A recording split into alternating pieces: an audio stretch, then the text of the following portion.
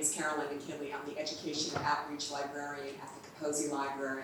And I wanted to say, I have a way of bringing hurricanes to events. I apologize. I did one a couple of months ago, but actually it was a huge turnout, but it was similar weather. So it's okay. We had actually close to 70 people registered, so maybe there'll be a plume of them coming in when the sun comes out. We'll see. Welcome to our workshop, the Podium and Beyond, Mastering Public Speaking. I'd like to introduce our teacher and presenter, Mr. Julio Rodriguez. He is our very own Senior Director of Strategic Communications in our Department of Public Relations at New York Medical. He is also, doesn't just work here, he is also Department Co-Chair and Assistant Professor of Communications, Journalism, and Media Arts at the State University of New York in Westchester. Doesn't end there. He has taught at the graduate and undergraduate level at area institutions including Iowa University, Pace University, and Western Connecticut State University. I also very much want to give a big thanks to Nadia Briones, class of 2027, and student Senate member who came to the Capozzi Library with a very important need and this great idea to fill that need. And as a result, we have collaborated with her and we bring this to you now. We hope you enjoy it, learn some helpful and empowering public speaking skills, and also have a really good time. So thank you, and thank you very much. Thank you. All right, hi everyone. Thank you for that great introduction. So by the show of hands, how many people are, because I have to get to know who's in the room, how many people are School of Medicine students? Okay. SHSP? Graduate school? Okay, awesome. All right, all three schools. Great. All right, so just a little bit about myself. Obviously, that was a great introduction. So I'm very happy to be here. I really do appreciate just how this came about. So I really feel like at any point, if you have any questions, comments, feel free to stop me. I like to, anytime I teach or give a lecture, I like to hear from your experiences. So if there's something like, oh, that kind of sounds like something I went through the other day, just raise your hand and feel free to chime in. Sound good? All right, great. All right, so first things first, I hope everyone has something to write with. Notebook. Phone is fine. Computer is fine, yeah. All right, so this is what we're going to do to start with. We are going to, anyone ever play, anyone familiar with MASH? Like that whole like spiral, raise your hand if you know what MASH is. Oh boy, okay, not too many. All right, we'll do this. Pick a number from 1 through 10 in your mind. 1 through 10. You have a number? Okay. Write it down in your notebook or type it on your computer, on your phone. Just have that number in your head. Okay. What you're going to do next is you are going to list out things about yourself. It could be anything. Favorite food, favorite color, least favorite food, least favorite color, favorite activity, favorite vacation spot, dream job, anything. Hidden talent. So I'll give you about like a minute to do that. So again, if you have like in your mind 8, then just write out 8 different things. You have 7, 6, just that one number in your head, that's how many things you should list out on your paper or in your laptop. So everyone is ready? You have like your list of things? Okay, all right. So this is what you're going to do. You are going to look to your neighbor on your right. And what you're going to do is, you're going to share your list with that one person.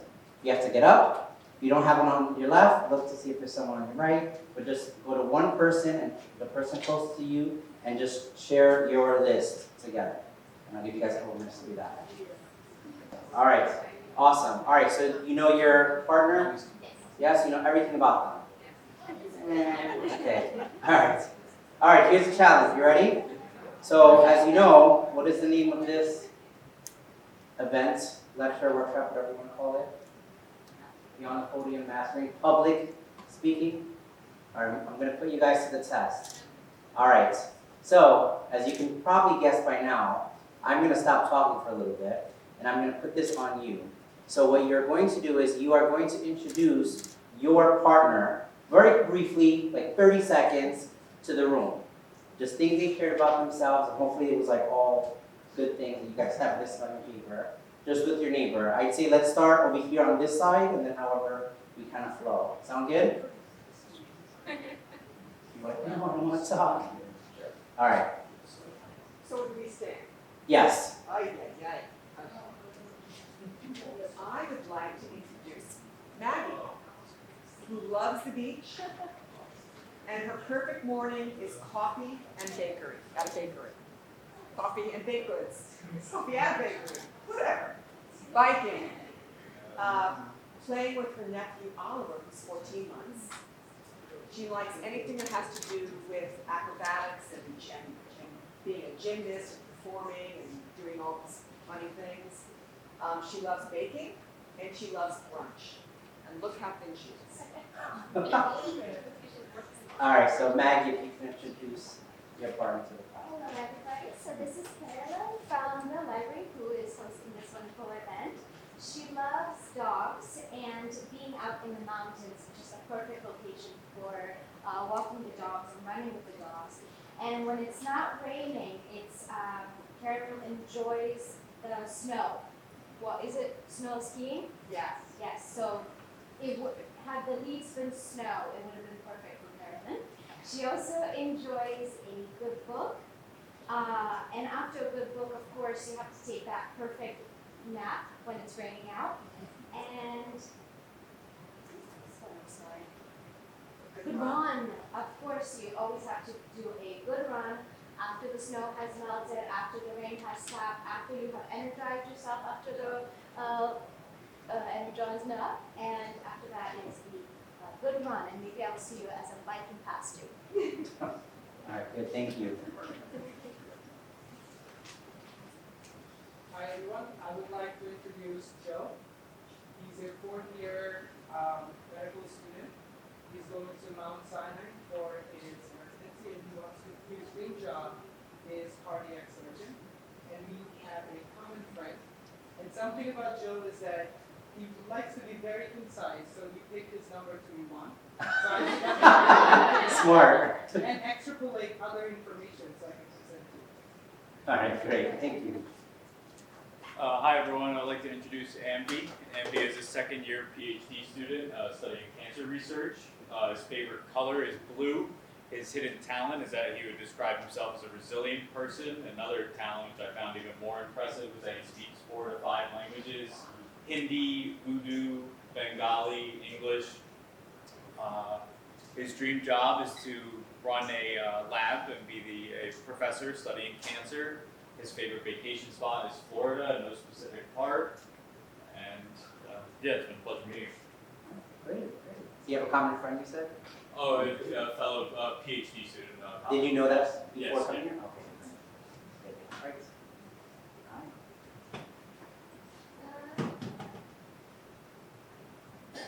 Your name? Chiliadi. Chiriadi? Call me Chichi. Okay. I would like to introduce Kona. Kona was another son. She loves to travel. She would like to go to Kona, Hawaii. Very cute. She's a big sports fan. Her favorite is Miami Beach, and she loves to be hot. You guys beat the mix of the day. All right, go ahead. Alrighty, hello everybody, my name is Kona. Hi, I've got fans in the back. I like to present Chi Chi. So she shows 6 things. She's really into art. I've seen her art, she's a great artist. She really enjoys rock music. Don't let that voice fool you. She likes a good mosh pit.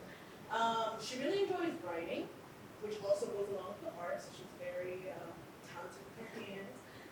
She really enjoys food as well. She has been a big video games fan since she was a kid, and she really enjoys fashion, especially looking at well put together.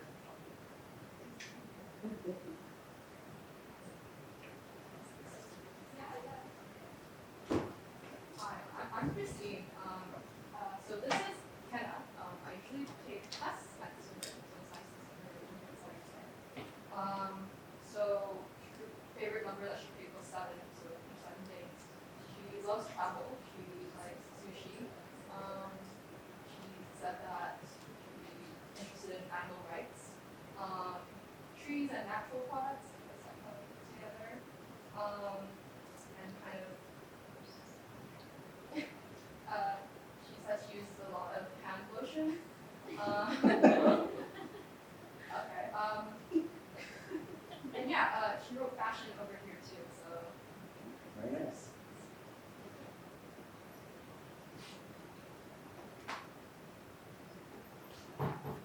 Hello, I'm Kenna. I'm going to be presenting on Christine here.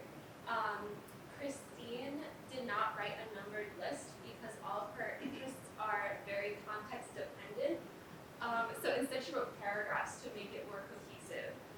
She talked about how she does have a passion for the performing arts. When it comes to media, she tends to like things that are funny rather than over dramatized. She is dressed nicely, but that's because her brother is into fashion apparently. And her shirt is from her boyfriend, and that is what I learned about Christine. Did he design or you design? So this jacket is from my boyfriend, and the shirt is from my brother's ex-wife. So that's. Ooh, how does it feel about that? It's like, why are you wearing that shirt? All right. Yeah, I'll go first, I guess. I'm Ethan. I'm here to introduce Gail. And a few things I learned about her. First, she's very into hiking. That was one thing she really underlined. She also really loves cooking, the teachings of Buddhism, dogs, and she's a lifelong learner.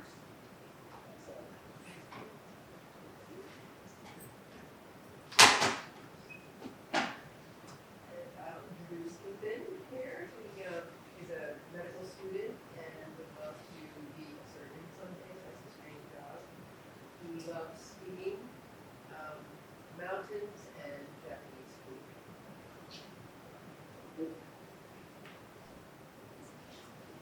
Hi everyone, I'm Nadia, and I'm going to be introducing Dr. Lori Solomon.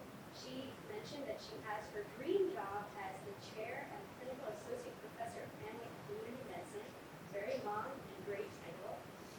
She grew up in California. She's an identical twin. She has 4 dogs, and we spent some time talking about family medicine and how she got into family medicine. And she expressed the sentiment that when she was learning about, after she got a pediatrician, she realized she didn't want to, she didn't know what internal medicine physician was, and she wanted to become the kind of physician that she wanted, for someone who could treat everyone and didn't have to discriminate based on age or diagnosis.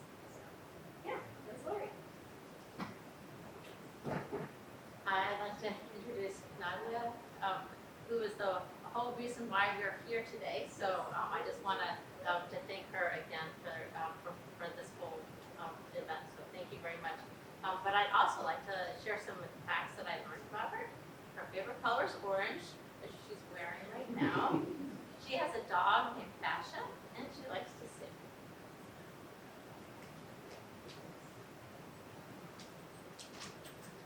Hi, I'm Jeanette. I'm going to introduce Eileen to you. Eileen came to us from the registrar's office. She is a wife and mom. She loves to cook and enjoys walking and computer board. And I'm Eileen. I'm going to introduce Jeanette, sorry. Jeanette had 7 items. She likes, one of her favorite foods is pad thai. Her dream job is a CIA agent. Her dream trip is a cruise, stopping in every East Asian country. Her favorite color is green, and her favorite animal is elephants. And a favorite song is Dream On, and favorite movie is Mary Poppins. All right, do you have anyone who partnered up back there? Okay, Yeah. go ahead. Back there?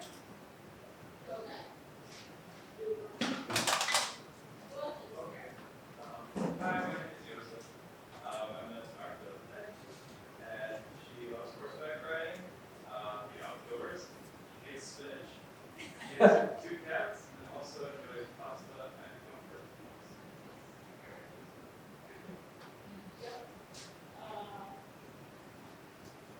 Joseph, loves different kinds of food, especially pasta and steak.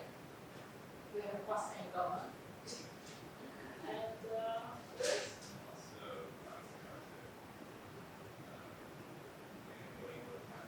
Also, I really like pasta. Okay. All about food. Actually, it's perfect weather today for a New England clam chowder. All right, so very nice. Anyone else? All right, I think we got everyone. Okay. All right, very good. So now that you guys shared about yourself, just very briefly, just tidbits. I have 3 dogs. I don't know how it happened, but I have 3 dogs. I have a Yorkie, a Pug, and an Australian Cattle Dog. All like varying sizes, they're size order, and they're all rambunctious. I eat, I feel like everything. I do not discriminate. I like, if I've never tried it, I have to have it and say I like it or don't like it. So I tried, if you can believe it, bubble tea last week for the first time. Very good. Like I'm hooked. I had like the yogurt balls. I was like, yeah, definitely. I have that all the time. What else? From New York, and I love to teach. I love to just learn and teach. So I feel like as an educator, I love to learn about different people's experiences, walks of life, experiences. I feel like it's a mutual exchange of information and thoughts and ideas. I taught at, which I think that was already mentioned, area colleges. Obviously, I'm here in Westchester for the most part. Love it here. Don't think I'll ever move. I have family everywhere. Let's see, Texas, Florida, Indiana, California, Pennsylvania, and used to be in Germany and Puerto Rico. So everyone's everywhere. So I have a house everywhere. Just call them up and say, hey, come to the weekend. So you might know. So that's a little bit about myself. So let me ask you guys a question. Especially the ones who were like going like this when I said you guys have to talk. Some people were like, don't do that. How did you guys feel? Just the initial, like, when people started getting up and when you first found out that you had to talk. I'm gonna start with you. All right, how do you feel? Nauseous? Why?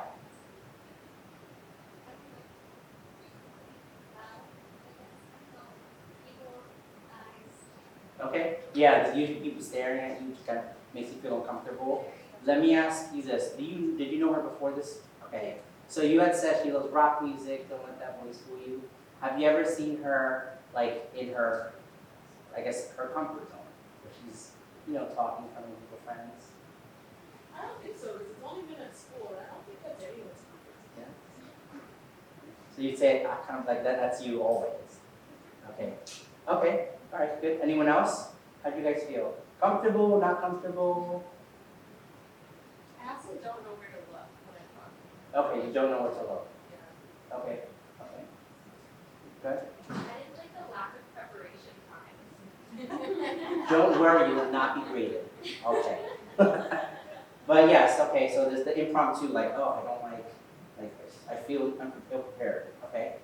I'll say you can smile on my face to learn about you guys, so I really enjoyed it. I had a smile on my face. Thank you. I feel like on the one hand, it took some pressure off that I was talking about someone other than myself. But on the other hand, I was so scared to get a detail wrong or to misremember something. We only spoke for like 15 seconds, so I was scared that, I think I would have been more comfortable just talking about something that I knew a lot about. Mm-hmm. Yeah. Yeah, and especially not about yourself, because usually like people, I don't want to talk about myself, I'm talking about something else. And to your point, it's like I don't want to forget anything, right? Okay, but that's good though, because I think that also relates to just real world, right? How many times are we really talking about ourselves? Usually it's about something else, right? All right, very good. All right, so I want you guys to kind of remember this. Like, if you notice, most people are like, I kind of didn't like it, but you guys all did it, right? Because guess what's going to happen? After this, maybe like 45 minutes from now, you're going to walk out the door. You're going to head out to your apartment, car, wherever. You're going to go eat something. You're going to go to bed, maybe watch TV, read a book, walk your dogs, go on a run. Then you're going to go to sleep. Then you're going to get up. And then it's the next day. Here's your life, right? Some people hate public speaking. But it's like, It's fine, nothing happened, the ceiling's still up, there's no fire, you're still alive, right? It's okay, right? So a lot of times we put a lot of pressure on ourselves, and it's ourselves, like it's not like, I didn't say, all right, you're gonna be graded now, so I would like you to speak and prepare this, like right now. It's like, no, just talk off the cuff about the person you just met, right? So I would say for the most part, kind of get that out of your mind where it's like, you have all this pressure, you're just sharing information to other people, okay? Wherever the scenario is, which we'll talk about that in a little bit. So just very briefly, what I would like to cover before we end today is the following. So we kind of already did the first part already, but I want to go into scenarios, structure, nonverbals, objects, and if we have time, vocal links, okay? I'm just going to touch a little bit, on each of these things. I'm not going to go into detail, okay? All right, so first things first. What is public speaking? When you hear that term public speaking, what does that mean to you? Anyone? Communicating to an audience. Communicating to an audience, okay, good. Okay. Yes? So, in my experience, it tends to vary. Sometimes it is to an audience, but it could also be as simple as like, you're speaking in front of a panel for a job interview, or your dissertation, or, just a small group of investors if you're wanting to like start a biotech or whatever. It varies, but all of those are different venues, I guess, for public speaking. Okay, good, good. Of course, online or video, whatever. Oh, that's right, we didn't say that yet. Online or in person, right? Anyone else? Could it be speaking at a meeting? Absolutely. All of that is correct. There's different scenarios. It's all about, again, sharing that message that you have to other people, okay? So this is usually what the definition I like to go by, the art of effective oral communication with an audience. That audience could be investors or people listening to a panel or a meeting, right? So, some scenarios. And that was good, I think, kind of touched a little bit on. All right, job interviews. I think someone said that. Did you see? Yeah, you said that. Job interviews, yes. Speaking to a group, meeting, right? Sports. How do we see or where do we see public speaking in sports? Interview after a game, right? So there's like the press conference after the game, and there's usually players in the front. Okay, what else? What other ways do we see public speaking in sports?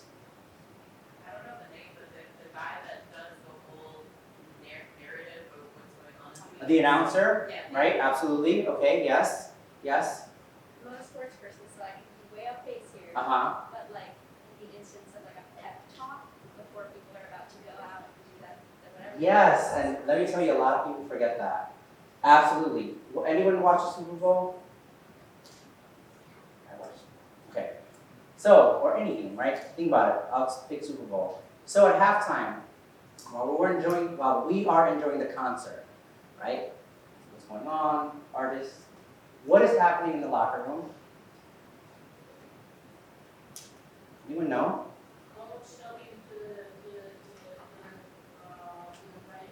Yes. Is that what you're gonna say? Yeah, like debriefing how it happened, adjustments, and like now you said pep talking, keep it going, or can't do this if they're down. Right. So in the locker room, that's what you're going to see.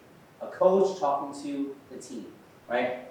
But the gist of it is public speaking is not the one box of behind podium, right? It can be any of these scenarios, right? I think one of the things that come to mind, at least for what you guys are studying, would be aside from, the obvious dissertation, thesis, all of those types of presentations, how many people have, or probably will, present at a conference? Absolutely, right? Or in front of the classroom. To be everyone, right? That's something that it's a muscle you have to develop, right? Almost like riding a bike. You have to ride the bike, but at first it may not be the best, but after a while, the more you do it, the better you'll become, right? One challenging thing, by the way, I have to say is if public speaking is not comfortable for you, the best thing, what I would recommend is raise your hand in class. Like, I know it sounds like, yes, because think about it. you're going to stay quiet, and you're not going to operate that muscle of people looking at you, right? You elevating that voice, right? Practice the, you're Mr. Rodriguez, like, all right, you raise my hand, right? Try to start, if that's you just staying quiet, avoid that. Go the opposite direction. Develop that now in your seat, right? That you don't have to get up out of your seat, just develop that now. Raise your hand and start speaking in your classes. I always recommend, like when I teach, I tell my students, whatever class you're in, art, biology, criminal justice, raise your hand. Like you're taking the class with me now, in all your classes, I expect all your professors to say, yeah, they're raising their hand all the time. Right? Especially if you're like, unsure, that's not your comfort zone. You want to step out of that comfort zone. Any questions or comments with that, by the way? Yes. It's easier for? Yes, absolutely. But you believe that some people don't even want to do that. But I always tell people, just raise your hand. Because yes, it's much easier, I'm sure, I feel at least, in my opinion, it's easier to raise your hand in your seat than you asking someone to come up here. Right? Most people would say that. You'd rather just sit in your seat and talk from your seat than come up here. Right? But I know some people, like in the past, some students say, I don't want to do that. Just raising your hand. You have to practice that skill. The best way to do is, unless you do it right now in front like of the class, you want to go, no. All right, so do it in your seat first, right? So yes, very good point. Definitely in your seat. Yeah. All right, structure. Okay, so these are just kind of like some things I like to, and by the way, I don't expect you guys to take notes, but feel free. I always like to, maybe you can use this as like a cheat sheet for the semester, what's left of it, right? All right, so structure. So typically for a structure of any presentation, regardless of the length of time you have, if it's 5 minutes, an hour, 30 minutes, 15 minutes, doesn't matter, the structure should remain the same. Anyone watch Shark Tank? Shark Tank. Raise your hand if you know Shark Tank, right? You see entrepreneurs come in as investors, they present, right? Now, how long are their, I'll say pitches, that's really what it is. How long is their presentation of pitches of their product? A few minutes, if that, right? Maybe like 2 minutes, probably max, right? Are they like never 5, 10 minutes? They're very short. But notice they all kind of have that same flow, that flow of information. There's always like what the problem is, right? What the solution will be, and then what the ask is. Like what they're asking the investors to do, okay? So, I always say 131. 131 meaning, you guys ever hear of back in maybe elementary school, when you write an essay, the sandwich, right? What's the first part of an essay? Introduction. What's the middle? The body with the main points, yes. What's at the end? Conclusion. See, look at that. All A's so far. All right, great. All right, so yes, 131, right? Always have that introduction, always have the body, always have the conclusion. Why do I say that? I already know this is ridiculous. You would not believe how many times people forget either the introduction or the conclusion. I'll give you an example. When people end, and maybe this has happened in your classes, so let me know, or maybe not, because you would evolve. At the very end of a presentation, if someone does not have a conclusion, you always have that awkward clap, right? So we see like, so this was my presentation with all this stuff, and it was so much fun, and we did this, and yeah. And then everyone's like, right? It's like that awkward ending, like, did they end? Did they finish? Right? How many people have experienced that? I know I have. Right? It's like, oh, yeah, no, right? Always make sure to have that conclusion. Recap at the very end. Same thing with the introduction. How many times people forget the introduction? You'd be surprised. A lot of people tend to forget that. I'll give you an example. In the introduction, it's really supposed to be like an essay, right? Build the foundation. Have that background information, that foundational. Like, what is this going to be about, right? And then you go into, all right, these are my main points, and go into the body, right? So many people what they do is they tend to go straight for the body rather than the foundational. They're just going, so yeah, this is very important because we have to make the change, and it's such a big problem and very big issue, affects so many people, and it's like, wait, what are you talking about? I've seen that. Has anyone ever seen that before? It's like people just go right into it. It's like, wait, hold on, what is this about? What's the problem? What's the issue? Right? 131. Always have intro, body, conclusion. Just like an essay. Just like an essay. Right? I always like to tell people what you're going to say. Tell them, right, in body. And conclusion. Tell them what you just told them. Right? Recap. Just take. Right? Time. So time, it's funny, when I tend to assign presentations, it obviously depends on the size of the class. I always tell people, I'll say, all right, this presentation is 5 minutes. 5 minutes? Professor, that's so long. Or I'll get, that's it? I get both. And it's like, it depends on the person. And I tell them, I can give you 30 minutes. And some people say that's too long, others will say that's too short. I'm just giving you 5 minutes so we can leave on time, right, that day of the presentation, right? Regardless of the time that you're given, make sure you adhere to that time, okay? Now, I'll give you an example. Let's say that so I have a class that ends at like 9 o'clock, like 9:15, but like let's say 9 o'clock, 9 o'clock. 9 o'clock. And as students, you guys could probably attest to this, what are you doing at 8:50? Like 10 minutes before the end of the class? Let's be honest. 8:50. It says 8:50, class ends at 9. Think about what I'm gonna do at the class. Think about what you're gonna do at class. That was like 3 hours of that, All right, so think about what you're going to do after class. All right, what about 8:58? The class ends at 9. What are you thinking about? Packing your stuff. Okay, 8:59. Oh, we're packing the stuff, 9 o'clock. Okay, 9:01. Professor's still going. 9:01. Checking the time. 9:02. Really Like, being exaggerated. all right, professor, it's time. I gotta go. I got that New England clam chowder waiting for me, right?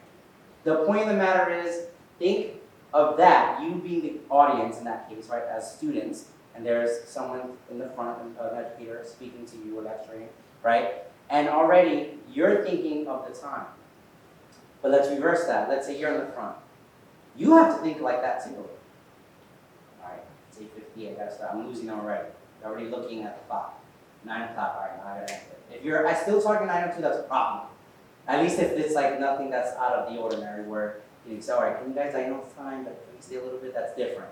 But if you're not giving that obvious signal of 9:02, you have lost your audience because they're already stopped thinking about the class, right? Anyone ever can agree with that? Right, in a class, it's like, all right, it's time, let's go, got stuff to do, I'm hungry, right? Always rehearse that time, okay? So again, whatever time you're given, make sure you rehearse that with that time.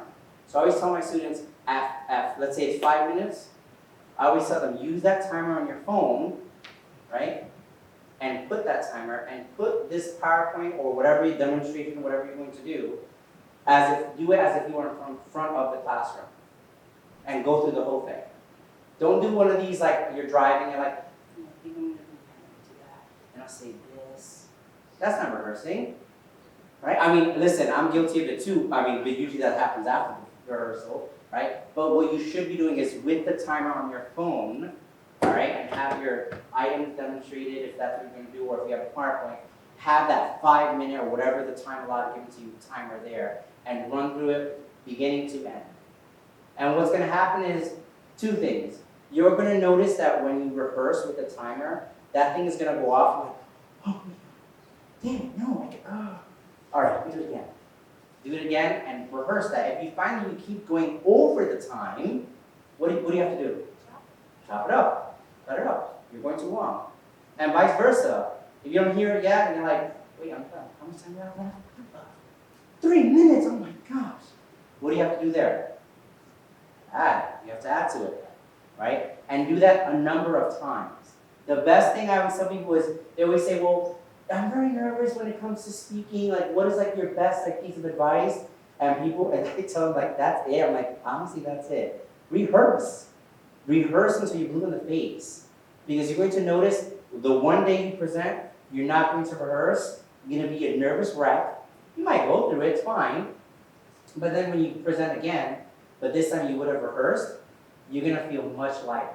You may still have like little butterflies in your stomach, right? But it's like your brain goes into like this muscle memory, right? Where it's like, oh my God, this I know what I'm talking about, right? Because you've gone through it a number of times with a timer. So it's like, all right, I know exactly what I'm doing. Rehearse, I cannot stress that enough. Like act as if you were in front of your audience. Put that PowerPoint up and go through it. Like full screen too. Like that's another thing I tend to tell people is, I'll say, make sure to practice the videos. You know, like YouTube, any videos you have, any images, websites, practice that. Like literally go as if you're presenting, talk, and then if you had a PowerPoint, like click, go through that motion. Because this is another thing you don't want, is if let's say you had a video, and the first time you're clicking on it is right in front of your audience and it doesn't work. And you're like, oh, error, wait, hold on. And you always hear this. It was working last night. Right? Practice that. Full screen as if we're at home with a timer. As if you were in front of the classroom with a timer. And then the last two, which I already said practice, but memorization. I discourage people from memorizing word for word their speeches. How many people tend to do that? Anyone tends to kind of memorize their speeches? Yeah? Yeah? Anyone? Yeah, I know some people that I like try to memorize word for word. I strongly discourage, this is not a test, right? We have to it's not MCATs, okay? You're not memorizing terms, right? You're giving information, you're delivering a message to your audience. So I always tell people, don't avoid doing that, because what's gonna happen is exactly this. If you memorize, you're gonna try to think, all right, it's gonna go in this order, right? So this is what you see. Back in 1981, in 1990, in 81,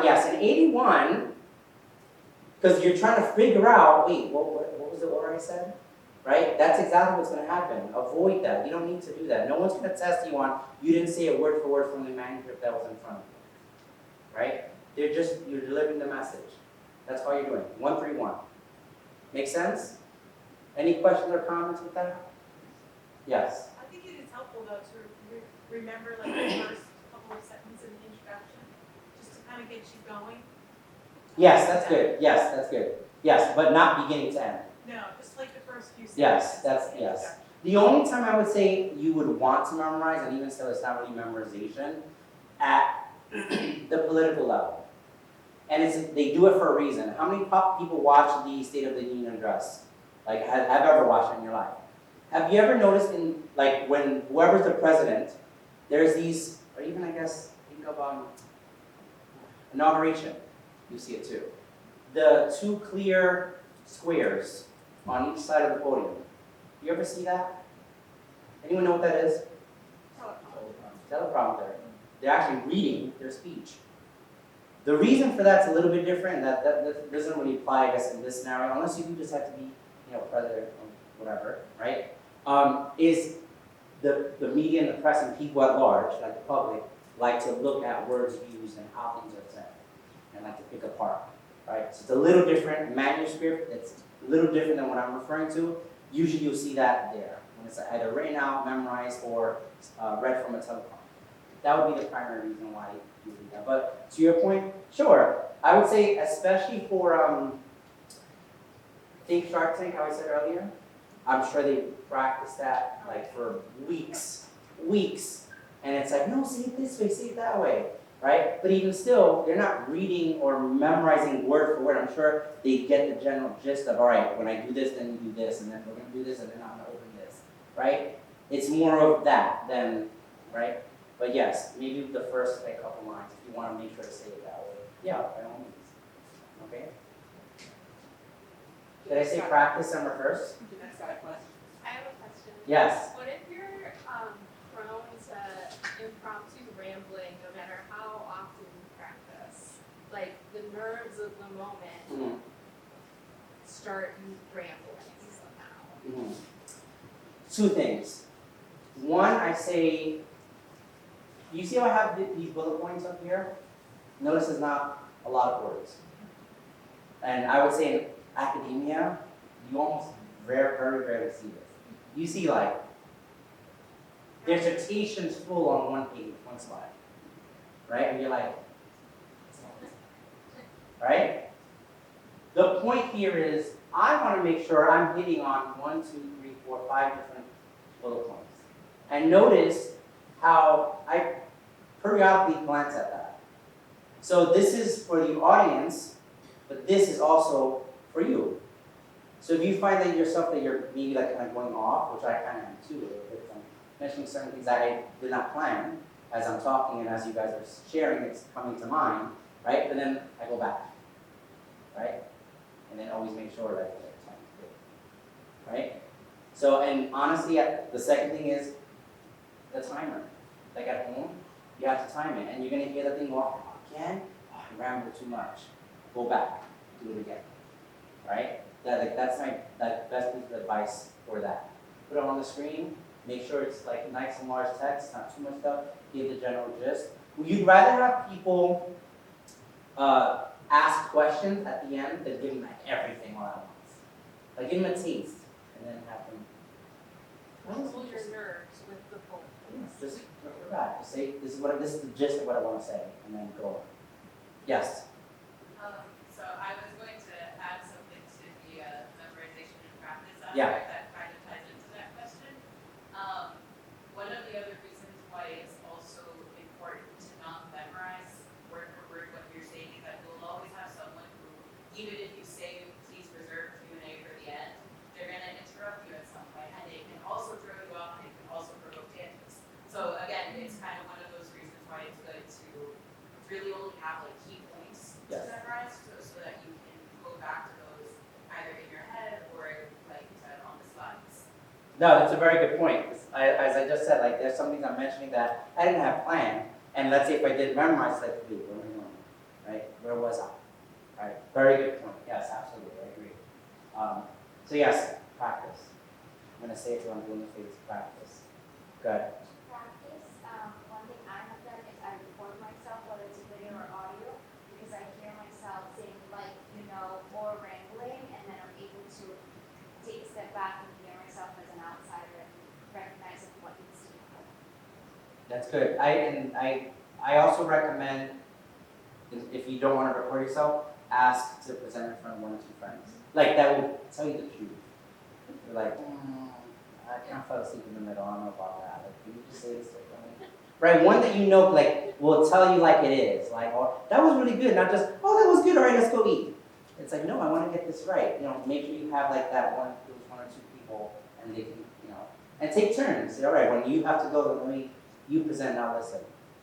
All right, that's good. All right, let's see.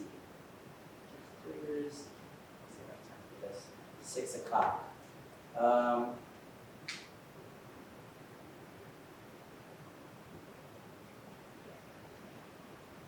Yeah, okay, I'll go over this. Okay, so the next thing is gestures. So a lot of times, well, not a lot of times, when we communicate, aside from our verbal, right, we also have our hand gestures and our non-verbals communicate. They send messages, right? When I say non-verbals, obviously, what comes to mind immediately? When I say like non-verbals, what's a non-verbal? Doing one now. What's a non-verbal? Hand gestures. What else? Body language.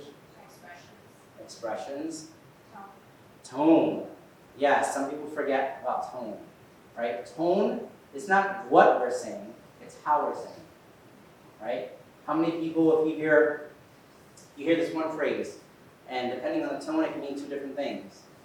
If someone says, oh, how are you doing? Oh, I'm fine. Or, how are you doing? I'm fine. Is that person really fine? Something's clearly bothering them, right? The tone and how it's said, right, determines the meaning of that phrase, right? I'm fine. Or I'm fine. Right? No, tell me, I'm fine. Walk away, right? So, when we're communicating to people, in any of the scenarios we discussed earlier, right, tone is very, very important. Tone and voice volume. So, if think to your point, you said it's a little bit uncomfortable kind of having your voice out there. That's something you have to practice. And even people who, let's say, they're like, oh no, I feel comfortable talking in front of people. I tell people the best piece of advice, at least when it comes to voice volume, is if it sounds like you're yelling or like your voice volume is like very loud in a room like this, that's probably a good voice volume. Because you're not talking to an individual, right? You're talking to the room, right? So naturally, to you, it's like, this is very loud. Well, that's good. That's how it should be because you're talking again to the room, not to, let's say, one person when you're used to kind of talking like this. Because if I didn't have this mic and I'm just talking like this to this person over here, it's kind of hard to understand, right? But if you're talking like this, a little louder, right, that makes more sense. Right? You have to kind of elevate that voice volume. Right? It'd be weird if I stood with this voice volume talking to, Eileen right here. It's like, why are you yelling? Right? I'm right in front of you, right? You want to reserve that voice volume for here, and then you go back to your regular voice volume here. Does that make sense? Right? So kind of practice that, and like our tones, our volumes, all of that is the tone is the nonverbal of our voice, right? Also with hand gestures, how many people see this or have seen this? And this might be you. Someone presenting, and most of the time they're like this, or like this, or like this. Right? I've seen it. How many people have seen that? Yeah, almost all the time. What is that? What could that mean? How is that person feeling? Uncomfortable? Nervous. Yes. Especially this one. Right? Now, if that's you, how do you get rid of that? So my recommendation is I tell people, take a couple steps. Just take a couple steps. Right? Especially if you have your hands like this, or this is, people tend to do this too. Right? And it's like their hands are right by the end. Right? So I tell people just take a couple steps. By taking a couple steps, what's going to happen is naturally your hands are going to break open. Right? No, like when you, let's say that's you, right? Just take a couple steps and walk, and then you can stop. Right? Because what's not going to happen is your hands are not going to stay closed. Right? This is you. And you take a couple steps. Again, naturally your hands are going to break open. They're not going to stay closed.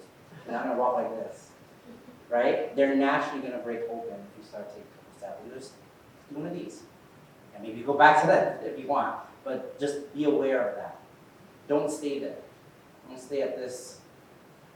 Right? You don't want to show, even if you are nervous, people don't have to know that you don't have to show that. Right? You don't have to, and what's interesting, what I've seen a lot is, I've had students say, I was so nervous, like, you didn't see my leg shaking? And then, of course, what I tend to do is, because, of course, I can say it and they don't believe it. I go, interesting, what do you guys think? And the class is like, what are you talking about? You look so confident. And I said, you see, it's all in here. We can be nervous, that's fine. But no, you didn't, I was visibly shaking. Like, you're not visibly shaking. You look, if you didn't say that, I would have never felt that. Right? We put a lot of pressure on ourselves. Right? Any questions or comments with that? How many of you have done that? Like, so nervous that they can definitely see. Right? No, if you don't say anything, it's all up here. Like we tend to overthink things sometimes. All right. So still speaking on nonverbals, I'm going to move a little bit more toward the nonverbal codes. And this is kind of like the last thing I'll cover. So for nonverbal codes, that is essentially what it says up there. It's aspects of our voice that convey meaning, right? So things about our voice that mean something. So like I said earlier, I'm fine versus I'm fine. Same statement, two different ways of saying it. It means two different things. One is pleasant, one is not so pleasant.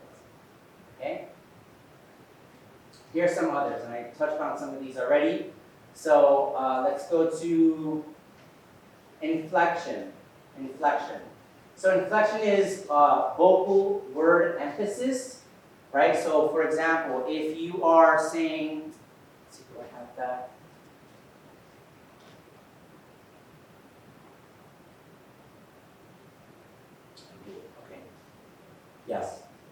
so inflection would be this. You see that first sentence? I never said I loved her. Okay? So let's say we put that emphasis on the word never. Okay? You would say it like this. I never said I loved her. Like, never, ever, never. Like never. Right? Now let's put the emphasis on said. I never said I loved her. I wrote on a piece of paper. Let's try the I second. I never said. I never said I loved her. He said. I never said I loved her. I said I liked her. I never said I loved her. Don't know here. You hear how at the emphasis on each word kind of changes the meaning of that whole sentence, right? And all I did was emphasize one word. All right? Practice that. Obviously, not with these phrases. Let's try this one. I didn't say I ate those cookies, so let's put the emphasis on didn't. Eileen. Let's try it. Put the emphasis on didn't. I didn't say I ate those cookies. Okay, good. Go ahead, let's try it. Say. I didn't say I can't do it. Yeah, that's it. I didn't say I ate those cookies. Excellent. Alright, got this out. Let's try I. I didn't say I ate those cookies. My husband did it. Alright, good. 8. Let's try 8. No. I didn't say I ate those cookies. Just put them in my pocket. Let's try those. I didn't say I ate those cookies. And these ones over here. Alright? Alright, last one. Cookies. Maggie, cookies. I didn't say I ate those. Wait, hold on. I didn't say I ate those cookies. Eat the brownies. No. Right? So you see how that one sentence tends to emphasis on the word changes that meaning of the sentence, right? That's what we call voice inflection. Think of also when you're reading a children's book, or children's book to a child, right? You don't say the cow jumped over the moon. That's a boring way to say it, right? The cow jumped over the moon, right? Anyone have experience with reading stories to children, right? That's how it's that vocal variety, right? The ups and downs of our voice, that's inflection. Volume, of course, we said that already with the volume, right? Make sure it's elevated over here. When it's in front of people, the rate at which you speak, slow, not too fast. Filler words. That's one thing we should try to avoid. Filler words like we're all guilty, myself included. I'm not gonna say I don't do that. How do you get rid of those? You ready? Anyone have a background in like radio or audio, anything like that, TV? So one of the rules for like mostly radio and TV is you're never supposed to have dead space, ever. Notice how there's your TV show, and then there's a commercial TV show or commercial. There's never like that blank. And if there is, you think there's something wrong with your TV. Wait, what happened to all? Why is the screen black? You're never supposed to have dead space. Same thing in radio. Where you're like, what's wrong with the radio station? There's always supposed to be sound. For some reason, I feel like that translates over when we're speaking publicly. We tend to fill up space, like the air with the ums and uhs. So I always recommend if that is you, just pause. Like now. Just pause. It does two things. Can we think of one thing? Pausing during your presentation. What could that do to your audience? Take a second to think about it. What could it do? Helps them digest. What information they just got? You just heard. Good. What else? Drama. Yes, absolutely. Yes. What else? Emphasis. Absolutely. Mm-hmm. How about it causes people who are not paying attention to pay attention? Particularly pay attention to the next thing they're going to say. exactly, right? And we're all guilty of it. I'm not gonna ask you to raise your hand, but how many people in class or somewhere, right, in a scenario where someone's speaking to an audience, they'll be on their phones, right? And then you're kind of enthralled in this, and then you hear the talking stop. What do? Yeah. You start paying attention again, right?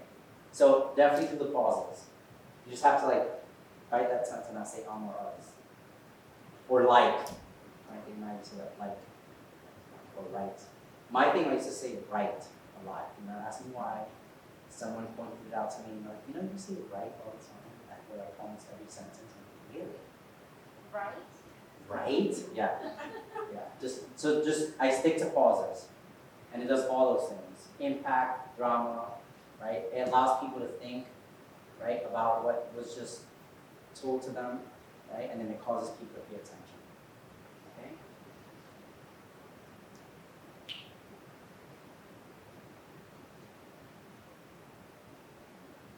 All right. The last thing is actually this slide. So, pronunciation. I always tell people if you are speaking in front of an audience, make sure you pronounce your words correctly. Okay? You can talk however you want at home with your friends. I'm not asking you to change who you are. What I'm saying is, a lot of times when we say, the way we say things can send a message to people, an unintended message to people. Okay? So let's practice. All right, that first word you see is A-S-K. How do you pronounce that? Ask, not axe. Ask. Ask. Second one. How do we say that? Business. Business. Business. That next one. And I'm not talking about the rapper. 50. There's two F's.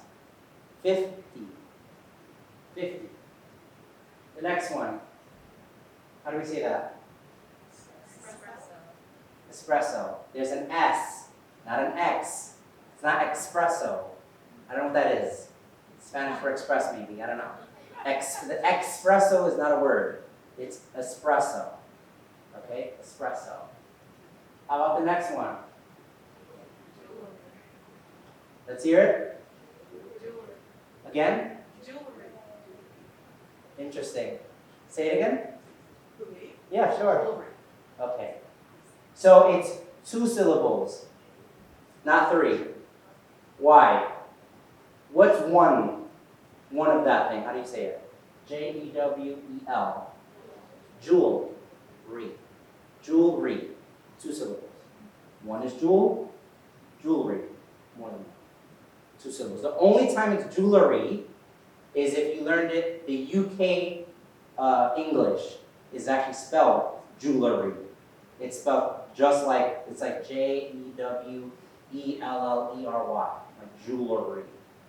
Yeah, probably it's I think that's a spelling word, but it's completely different than the American English version. But we say jewelry. And then library. Say it with me. Library. Library, exactly. Not library. Library. Library. So make sure you enunciate. That's the next one. Articulate, enunciation. Don't mumble. Also, and this I just throw this in here. So remember I said that when we communicate, it gives unintended messages, good or bad, to our whoever's receiving the message, right? So if you hear someone speaking a British accent, what can you safely assume? British. Right? How about, do you guys get this, those from New York, when you go outside of the New York area? Are you from New York? I get it. You all have accents, right? I didn't say I was from, but they can hear it, right? Got that southern twang. You hear that southern twang? Right? So you hear it, you're like, oh, where are you from? Right? And then typically it's because the nonverbal aspects of your voice told that to them. Okay?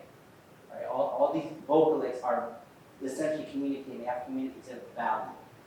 And this was actually, you had mentioned this, with the or us, it's closely aligned to that, silence, right? Silence, silence can also communicate something, right? And let's say on a personal level, let's say if you're like with one other person, and you say, hey, what are you doing? The other person stays quiet. Hey, can you hear me? Stays quiet. What could that communicate? Or what is that communicating? What message is that sending? They don't want to talk to you right now. Right? You're still sending that message, even though you're not audibly speaking. Right? Our voice, or lack thereof, is sending a message. Okay? Any questions or comments with that? I guess just with pronunciation, Mhm. especially, well, I don't know, for students or for me as a Uh-huh. librarian, know that you know how to pronounce medical terminology or Absolutely. scientific terminology. Don't like assume anything necessarily. Absolutely. Look that up. Look it up like Yeah. multiple times and practice it. Yeah, because there's nothing worse than just pronouncing it. You know what's another one related to that? Is even names. Yeah, exactly. Names. You can see a name and think, oh, I think it's pronounced this way. Don't never assume. Never assume. I've had even just student names in general. Like you have the same spelling. In one class I had A-R-I. Two people with that name, and both had it pronounced differently. One was Ari, and the other was Ari. And do not confuse the two, because they will correct you. And I have no problem with that. I say, if I say it correctly, just let me know. Because I want to make sure I'm pronouncing the name how they want, right? And they were around the same age too. It wasn't like a generation thing.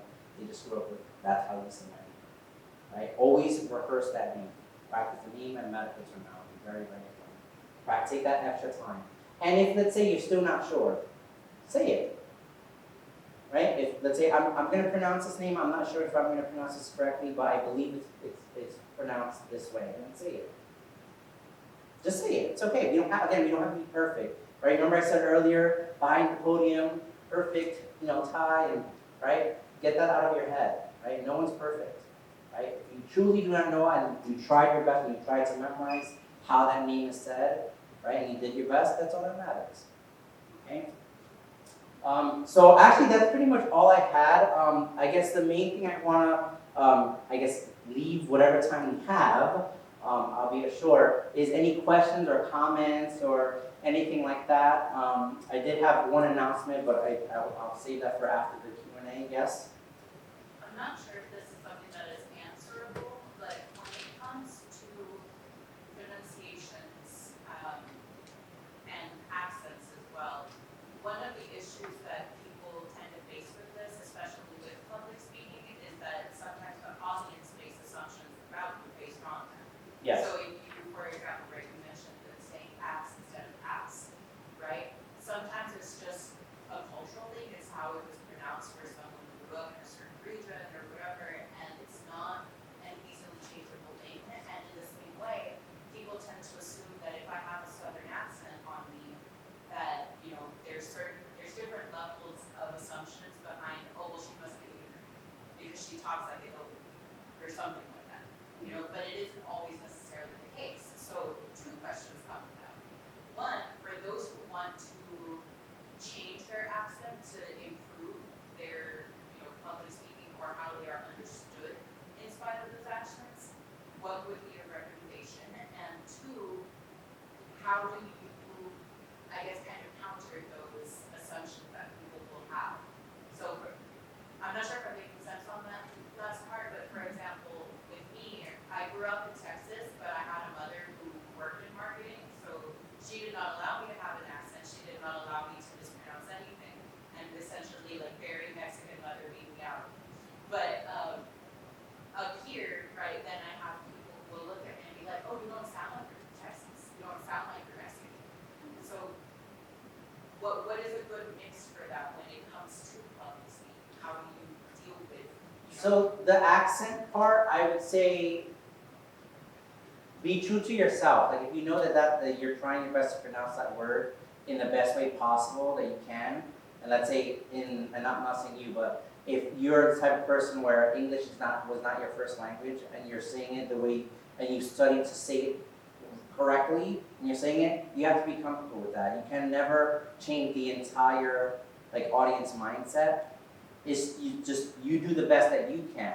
I had a student one time that she was 66 years old, and she was 6 months into this country.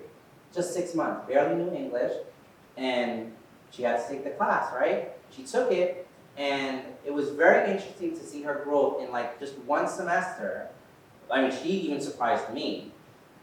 First day of class was, hey professor, English is not my first language. I just want to let you know, I'm gonna need some extra help.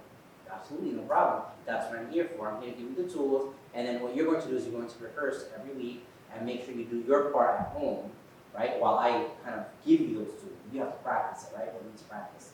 By the end, I could tell she definitely did that. By the end, she had this, so we had several presentations in that class. And at the end, she had, didn't even struggle at all in that last presentation. And she had to persuade the audience of something. I forget what she was persuading the audience of. But she made such a good case and delivered it in such a great way. Her accent was still there, but she delivered the message. It was understood. Everyone understood it. It was so well done. And I'm looking wow, you could tell she practiced a lot. A student goes, oh my gosh, this was so good. And people gave her a standing ovation. That was so good. And she's and at the end she's I just want to thank everyone for just allowing me to have the space to do it, because she did say, I've only been here for a few months and I barely know the language, and a lot of it is comfort level and confidence. My best piece of advice for that would just be practice how you say it, know that that's how you, to the best of your ability, that you're saying it correctly, and just be happy with that. Again, you're not always going to change every single person's opinion about you, right? But if that's how it is, that's how it is, and deliver it, and you'll see. Because really, it's about how you make people feel, and that you deliver the message, not necessarily how you say things always. Does that make sense? Yeah. What part of Texas? McAllen. Okay. Very deep south. Got it. I have family in Carrollton, Austin, San Antonio, and I'm missing one, Waco. It's all along the. And even in those regions, I'm sure they have different accents.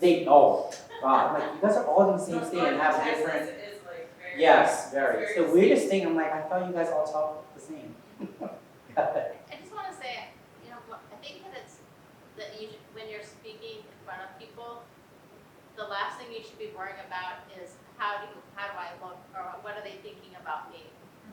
But it's a very natural human thing to be oh my God, what are they thinking of me, or what, I grew up in California, oh, are they thinking I'm just a flake? No, I don't psych myself out thinking about that, because that's just gonna undermine your confidence. And so if you if you go, I've got this, I'm confident. Your accent is what you're given. And my husband was born in a different country. Came over here as an adult. His English is very good, but it's definitely not his first language. He gave this speech. He got a big award at the hospital, and he had to give this huge speech in front of hundreds of people. He got 2 standing ovations. I mean, it was amazing. Did he have an accent? Yes. And he had the CEO standing there underneath the podium going like this with his watch. And he still got a standing ovation. So sometimes you have to just just don't worry about it. No, so to clarify, the reason I asked that is because for those who don't know me, I work in research communications, and a lot of times with researchers in particular, you've got a very eclectic community of people who are coming in from other countries or even just other regions of the U.S. And a lot of times that comes with that language barrier that leads to people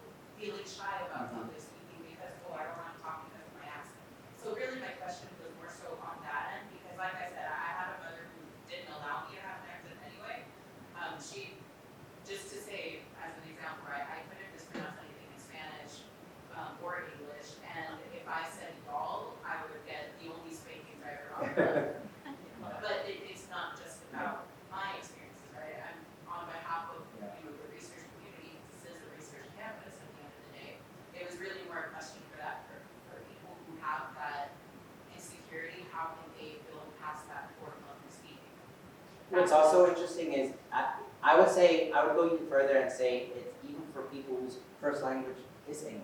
I can tell you something that growing up, I always said this word this way. No one ever corrected me until I went to college. And it was the word E-G-G-S. E-G-G-S. I grew up in Manhattan all my life. And I always said, and again, I never noticed it until someone pointed it out. I'm like, why do I say it that way? I would always say A's. Like That's what my husband says. A-Y-G-S. A's. So go figure. And it was like, why are you saying it? I'm like, saying like what? Like, it's eggs, there's an E, eggs. And I'm like, oh my gosh, you're right. Eggs, not AIDS, leg, my leg. I would say leg. Leg, egg. Yeah, so now I say leg and egg, but that kind of took a little bit of like brain power to like, I gotta say it correctly, right? Because it's not eggs, legs, right? It's eggs. One thing I'll say is my English is not my first language either, but I think when I hear others that are similar to these, you have to slow down and pronounce the words and not rush through them because otherwise it sounds like a song and you can't recognize the words part if you have an accent. Good point.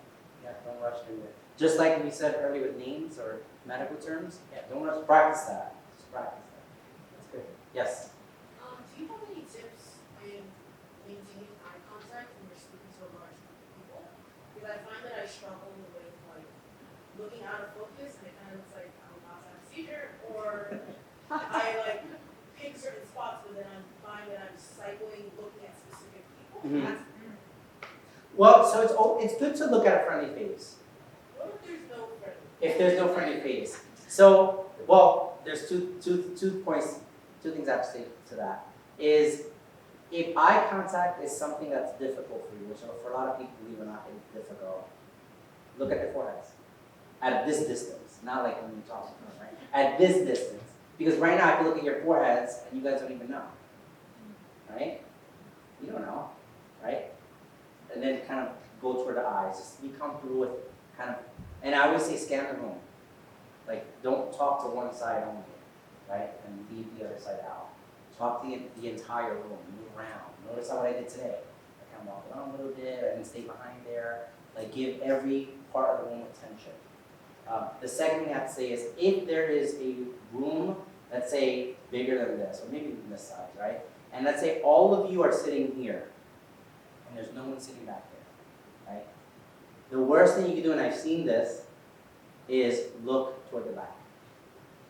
Your audience is right here. What are you doing looking back there?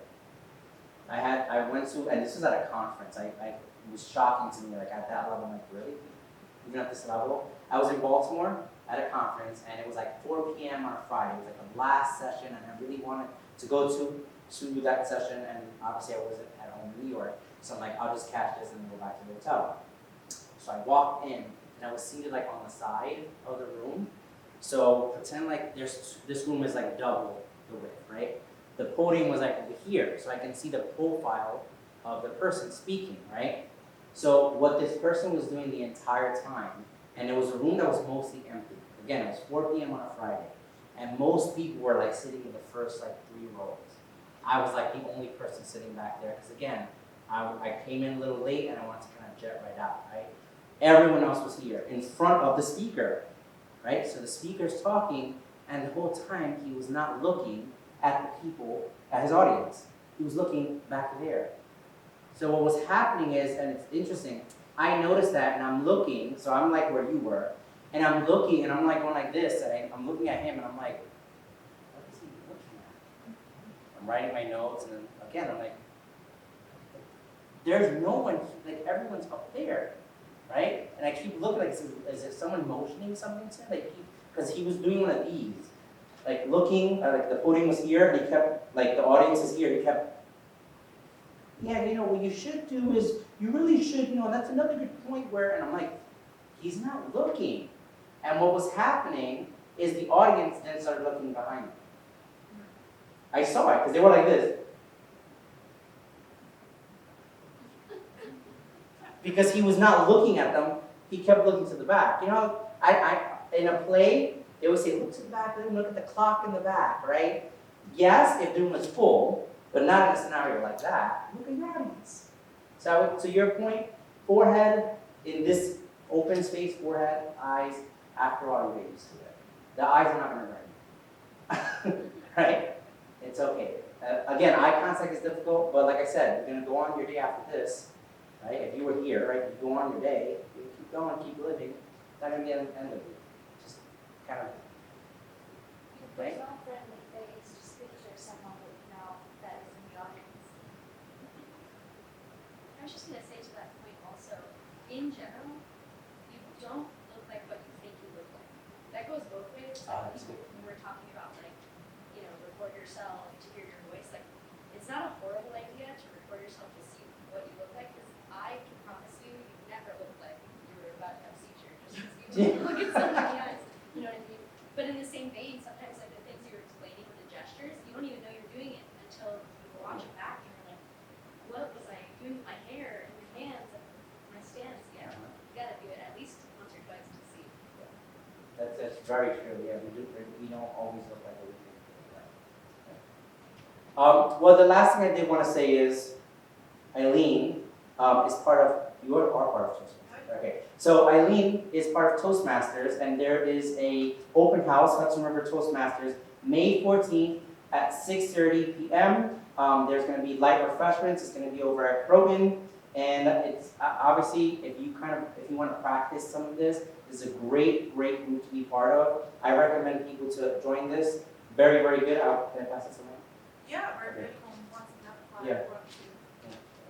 Pass it around. It doesn't have to be my club, it can be any Toastmasters. Yeah, they're all over. Yeah, but I always recommend very good group to join and be part of. So, yep, no problem. Any other questions or comments? Let me just ask this one last question, only because I know that the organizers are very interested in this information. So I do want to just ask you all, I guess, like, out of all the things you kind of heard today, what could be something that you'd like to practice, rehearse, hear a little bit more about?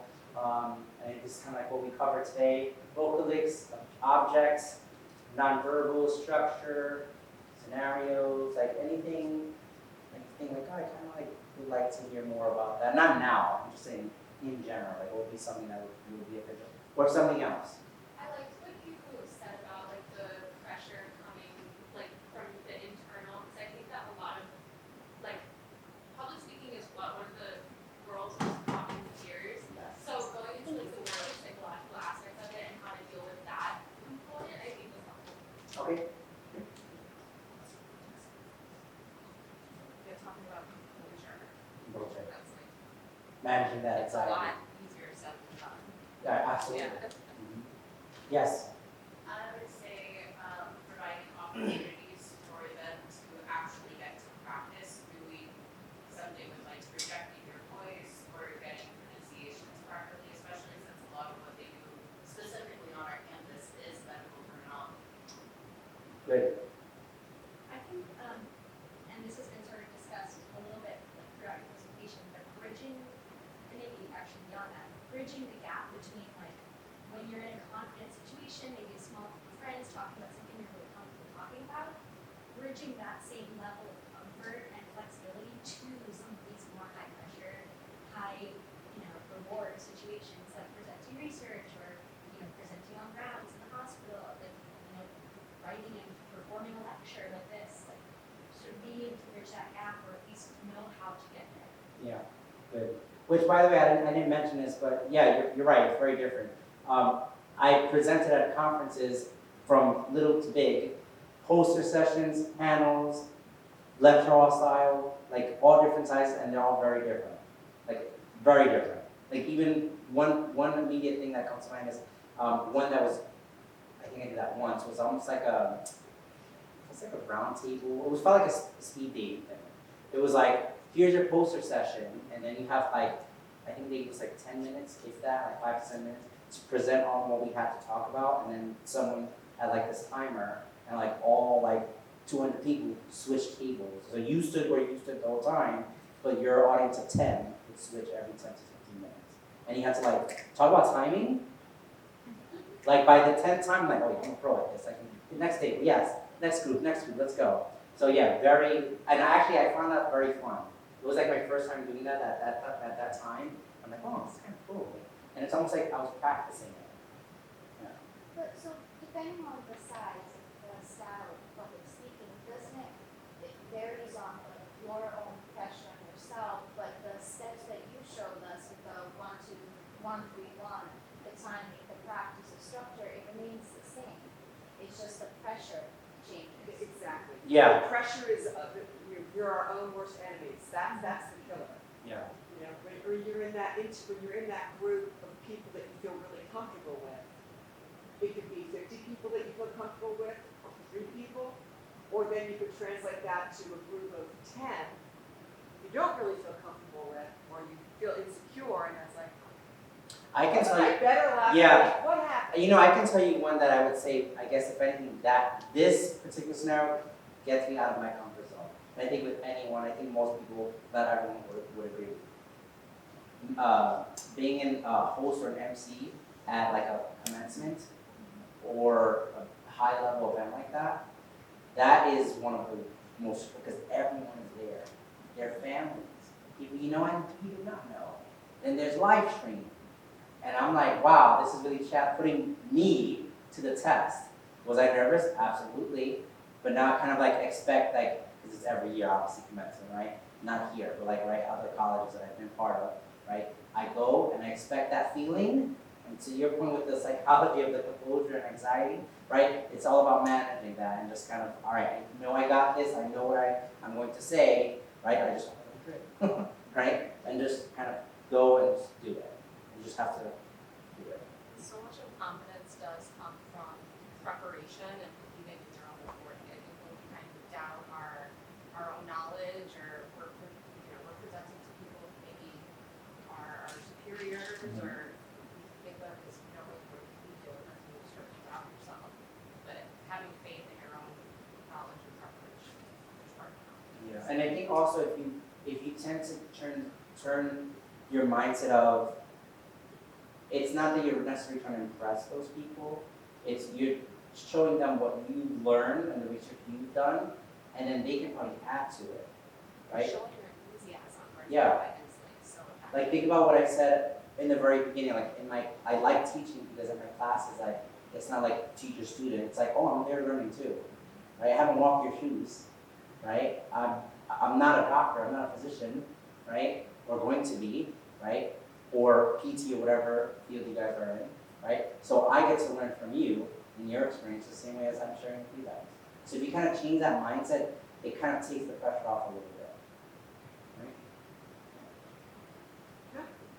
Yeah. Well, thank you guys, I really do appreciate it. So hopefully I can see you guys again. Thank you so much.